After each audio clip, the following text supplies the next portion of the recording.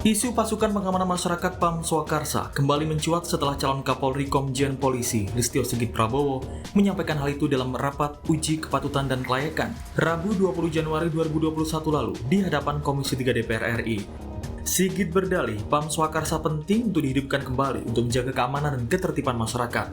Sigit menegaskan akan membentuk PAM Swakarsa jika terpilih sebagai Kapolri menggantikan Jenderal Idam Aziz. Menanggapi ini, aktivis Kontras Fathia Maulidianto seperti dilansir Kompas.com menyatakan, ini hanyalah sebuah terobosan yang justru mengembalikan Indonesia ke semangat otoritarianisme dan mengkhianati nilai reformasi. Yang ditakutkan ke depan, PAM Swakarsa membuat rasa takut yang lebih luas kepada masyarakat dan menimbulkan konflik horizontal. Sementara itu di sisi lain, Karopanmas Mabes Polri Brigjen Rusdi Hartono menyatakan, kami memahami kita semua punya trauma dengan kasus 98. PAM Swakarsa seperti dahulu memang dipergunakan oleh sekelompok-kelompok tertentu untuk kepentingannya. Tetapi yang dimaksud dengan PAM Swakarsa di sini, bagaimana masyarakat memiliki keinginan, kemauan secara pribadi, mereka mengamankan lingkungannya. Sebelumnya ide menghidupkan kembali PAM Swakarsa sudah dicetuskan Kapolri Jenderal Idam Aziz. Ide itu dimunculkan Idam saat menerbitkan peraturan Kapolri nomor 4 tahun 2020 tentang pasukan pengamanan masyarakat PAM Swakarsa. Dalam aturan itu dijelaskan tujuan pembentukan PAM Swakarsa adalah untuk memenuhi rasa aman dan nyaman di lingkungan, mewujudkan kesadaran warga, dan meningkatkan pembinaan PAM Swakarsa itu sendiri. PAM Swakarsa bertugas menjaga keamanan dan ketertiban di lingkungannya secara swakarsa guna mencegah terjadinya gangguan keamanan dan ketertiban. PAM Swakarsa terdiri dari Satpam, Satuan Keamanan Lingkungan dan kelompok kearifan lokal seperti Pecalang Bali, kelompok Sadar Kamtibmas, siswa Bayangkara, dan mahasiswa Bayangkara. Seperti diketahui, PAM Swakarsa dalam sejarahnya dibentuk pada masa Orde Baru. Mereka adalah sebuah organ paramiliter yang dibentuk militer untuk membendung aksi demonstrasi mahasiswa. Tim Liputan, Kompas TV. Saudara calon Kapolri Komjen Polisi Listio Sigit Prabowo yang berencana untuk menghidupkan lagi pasukan pengaman masyarakat atau PAM Swakarsa menuai polemik. Ini diungkapkannya ketika fit and proper test di Komisi 3 DPR beberapa waktu lalu.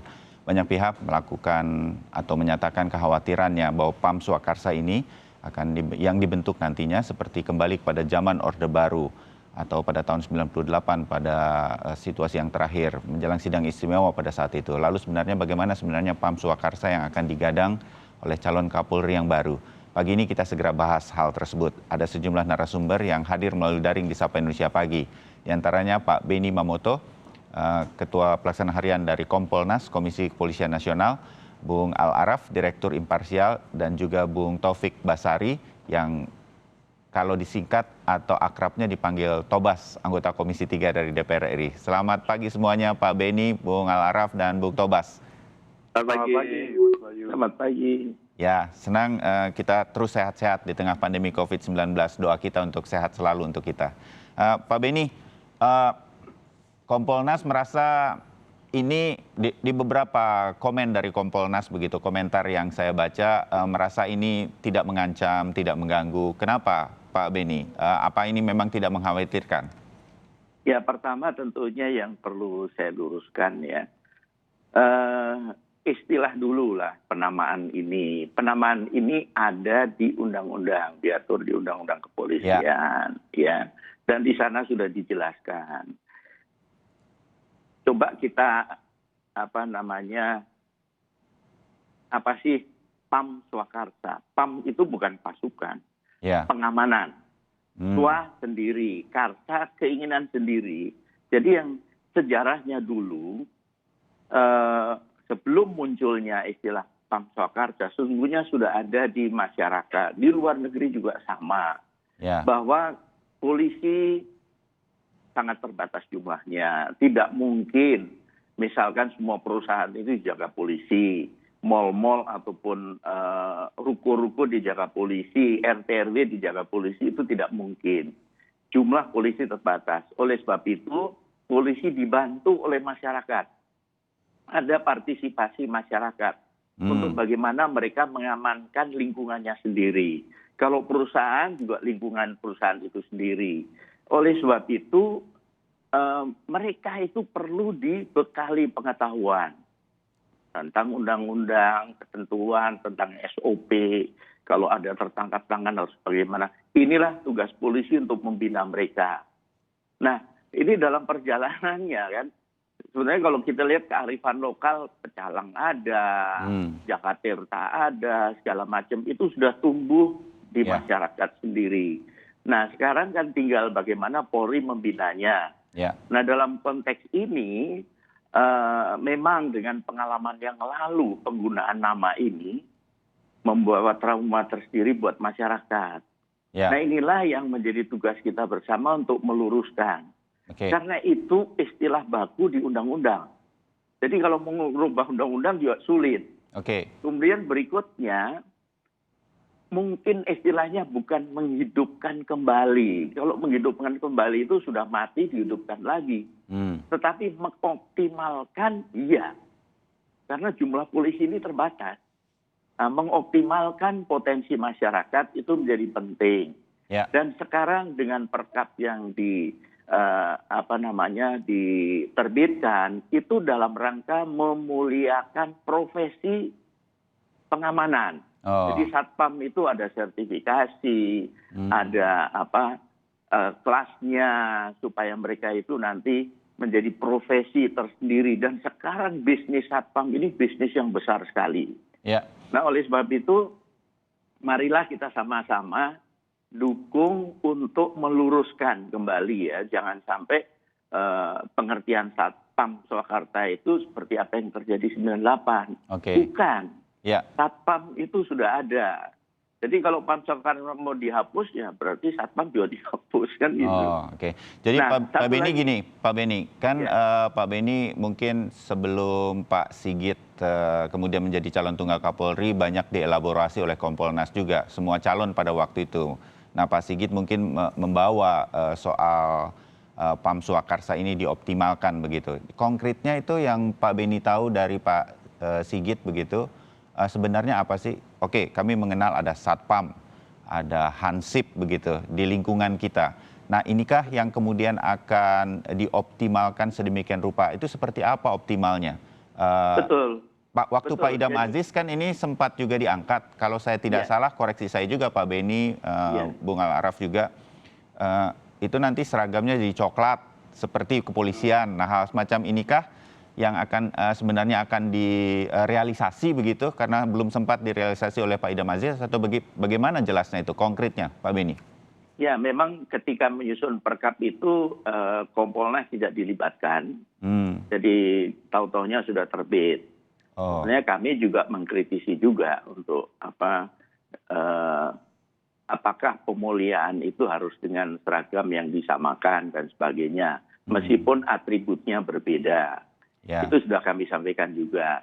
Nah, dalam konteks ini perlu saya informasikan bahwa sekarang di perguruan tinggi pun studi tentang manajemen security ini dikembangkan. Contoh di UI, di program studi kajian ilmu kepolisian, itu ada peminatan manajemen security. Mahasiswanya diantaranya adalah para manajer security perusahaan-perusahaan. Nah, ini tentunya tidak hanya membuka ruang profesi baru, pekerjaan baru, tetapi juga diarahkan untuk ke depan para security ini nanti akan bisa melaksanakan tugasnya dengan profesional, meminimalisir pelanggaran dan sebagainya, sehingga membantu optimal kepada Polri. Dan ini di dunia berkembang untuk masalah ini. Nah, kemudian juga kearifan lokal digerakkan, dioptimalkan, bagaimana para Kapolres, Kapolda di tempat tugas masing-masing, wilayah masing-masing.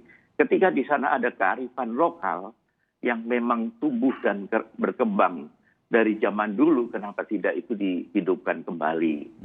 Tujuannya adalah bagaimana mereka mengamankan sesuai keinginannya ya. Muncul inisiatif Swakarsa, dari mereka tinggal Polri bagaimana membina, bagaimana membekali mereka pengetahuan dan sebagainya. Jadi sebagai contoh, seperti di perusahaan-perusahaan, itu sampai mengundang para dosen dari UI untuk memberi pelajaran di sana atau pembekalan untuk bagaimana manajemen keamanan. mengantisipasi ancaman terorisme di perusahaan. Karena ada perusahaan besar yang karyawannya ditangkap dengan terlibat teror. Nah, mereka langsung berpikir bagaimana sih mencegah, bagaimana mendeteksi, bagaimana mengidentifikasi dan sebagainya. Baik, Pak Beni. Baik, kita dapat gambarannya sedikit dari yang Pak Beni sampaikan. Bung Al-Araf, banyak yang khawatir mengenai PAM Swakarsa yang dioptimalkan menurut Pak Beni ini. Karena punya trauma tahun 98 terutama. Menurut Anda? Ya, saya rasa Polri memang harus menjelaskan konsep PAM Swakarsa yang lebih rinci dan detail, gitu ya.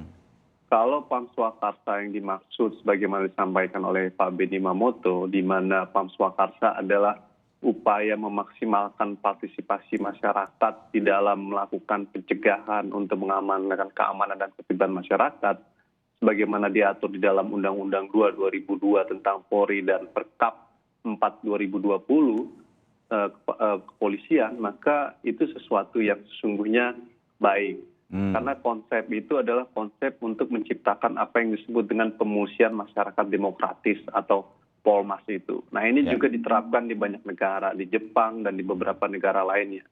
Asumsinya adalah untuk melakukan pencegahan, maka nggak mungkin polisi bekerja menjaga keamanan dan ketertiban dengan jumlah yang terbatas. Maka partisipasi masyarakat menjadi penting. Kalau konsep itu yang dimaksud, tentu itu sesuatu yang baik. Tapi kalau konsep PAM Swakarsa yang dimaksud adalah menghidupkan kembali PAM Swakarsa seperti pada tahun 1998, ini sesuatu yang tentu menjadi kritik oleh masyarakat bahwa ini akan menjadi berbahaya dalam konteks kehidupan hak asasi manusia dan demokrasi. Bung Al-Araf sedikit ya, Bung Al-Araf gini, dalam pemahaman saya kan kalau security di lingkungan, Hansip atau Satpam begitu, sekarang kan udah berjalan, menurut saya nih, lebih dan kurang ya, karena itu dari masyarakat sendiri kan, dari warga kita angkat dengan keputusan RT RW begitu menjadi security atau menjadi Satpam. Mereka kita bagi dalam sekian shift untuk menjaga keamanan. Pecalang di Bali juga demikian, kan sudah berjalan dengan cukup baik sebetulnya begitu. Kalau dioptimalkan tuh apanya jadinya sebetulnya? Koordinasi dengan kepolisian kami lakukan. Saya berkaca pada RT RW saya sendiri nih. Mereka bisa berkomunikasi, dititipkan HT segala macam, sudah berjalan semuanya. Di mana optimalisasi ini kemudian diinginkan? Menurut Anda supaya kemudian kita tidak terjebak lagi dalam situasi-situasi PAM Swakarsa yang salah nantinya, Bung Al-Araf? Ya, saya setuju sama Mas Bayu itu, bahwa kita tidak menggunakan diksi menghidupkan kembali. Kalau menghidupkan kembali kan belum ada, dulu ada, tidak ada, terus dihidupin lagi. Tapi menggunakan diksi mengoptimalkan. Apa yang dimaksud dengan mengoptimalkan banyak, Mas Bayu. Pertama adalah perkembangan teknologi ya, yang berkembang. Ini sesuatu yang harus digunakan untuk memaksimalkan fungsi pencegahan dengan melibatkan masyarakat. Kedua, ada konsep forum bersama antara masyarakat dengan polisi di dalam meningkatkan kapasitas itu. Nah, forum bersama ini yang sesungguhnya belum berjalan dengan maksimal. Bagaimana mengimplementasikan aspek preventif pencegahan itu supaya optimal. Forumnya, institusinya sudah ada, Hansip, sistem keamanan keliling, tetapi memaksimalkan itu dalam sinergi, dalam satu forum bersama, sehingga kerja-kerja preventif bisa dilakukan, itu yang kurang maksimal. Nah, ini yang perlu ditingkatkan ya. Nah, dalam konteks itu, menurut saya upaya mengoptimalkan diarahkan pada upaya membangun sinergi forum bersama tersebut. Gitu. Nah, ini yang sesungguhnya harus dibangun, Mas Bayu. Ya, terbayang. Mudah-mudahan ini menjadi masukan. Bisa juga nanti Pak Beni menyampaikan lagi. Mudah-mudahan jajaran Kepolisian Republik Indonesia, terutama Pak Listio juga bisa ikut mendengarkan. Bung Tobas, Anda kan mungkin ikut serta juga waktu Komisi 3 Fit and Proper Test terhadap Pak Listio begitu. Dielaborasi sejauh mana? Sudah sampai di gambaran seperti yang Pak Beni sampaikan, Bung Al-Araf sampaikan, jadi kita kemudian tidak perlu khawatir lagi, Bung Tobas, atau seperti apa? Dielaborasi ini soal ide dari Pak Listio? Ya, sebenarnya ini bukan ide dari Pak Listio, tapi ini sebenarnya sudah mulai muncul sejak zaman Pak Idam. Terkait betul ya, kita udah pernah dengar ini kan ya? Betul, peraturan Kapolri nomor 4 tahun 2020. Jadi sebenarnya bukan barang baru yang baru pertes. Cuma kita kemudian diingatkan kembali ketika fit and proper test berlangsung.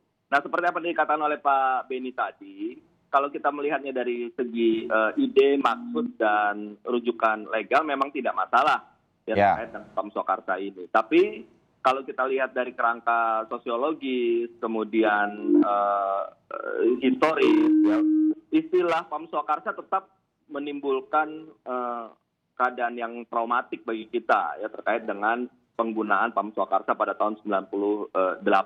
Nah, oleh karena itulah maka menurut saya peraturan Kapolri nomor 4 tahun 2020 dan diskursus kita mengenai ide PAM Swakarsa ini bisa kita letakkan sesuai dengan kondisi-kondisi yang ada. Kita bisa revisi lah semestinya peraturan nomor 4 tahun 2020 utamanya terkait dengan penggunaan istilah ya. Sehingga masyarakat menjadi jelas bahwa yang dimaksud dengan PAM Swakarsa ini adalah 3 hal. 2+1 lah, kurang lebih begitu. Yang pertama adalah memang hak satpam, kemudian satkamling, dan pengamanan yang berlaku secara sosial selama ini berjalan, seperti pecalang, kemudian kelompok sadar keamanan lingkungan dan sebagainya yang memang sudah ada. Nah, hanya itu saja batasannya. Jadi memang harus terbatas. Nah, oleh karena itulah maka penggunaan istilah ini menurut saya bisalah kita ubah lah. Ya, jadi misalnya peraturan Kapolri tentang partisipasi masyarakat dalam keamanan lingkungan atau apapun ya kita bisa ubah supaya istilah PAM Swakarsa yang menimbulkan traumatik ini tidak muncul kembali. Kalau misalnya masih menggunakan istilah PAM Swakarsa, tentu kita tetap akan ada perdebatan seperti ini, ada tema diskusi seperti ini dan sebagainya. Menurut saya tidak ada masalah lah kalau kita mau ya pihak Polri mau mengubah saja istilahnya meskipun memang ada di undang-undang, tapi kan tidak melulu kita harus secara persis menggunakan istilah PAM Swakarsa. Bisa gunakan istilah-istilah lain, tapi maksudnya adalah yang mengoptimalkan satpam, mengoptimalkan peranata sosial yang sudah berjalan terkait dengan keamanan, bukan seperti PAM Swakarsa yang kita bayangkan dalam catatan sejarah selama ini. Baik, dimengerti. Jadi sebetulnya ada niatan-niatan positif yang kita tangkap juga. Cuma namanya mungkin jangan seperti itu. Saya ngelihat seperti di akte sebuah perusahaan lah. Nama di akte perusahaannya bolehlah apa, tapi ketika kemudian dijual, ketika kemudian sudah berbisnis, nama perusahaan bisa berbeda, kira-kira seperti itu. Tapi tetap kemudian muncul kekhawatiran bagaimana kemudian mengatasi agar nanti PAM Swakarsa yang dioptimalkan ini, keamanan masyarakat di tengah masyarakat ini bisa tetap dijaga dan tidak terjadi konflik horizontal. Nah, usai jeda kita akan bahas soal ini. Tetap bersama kami.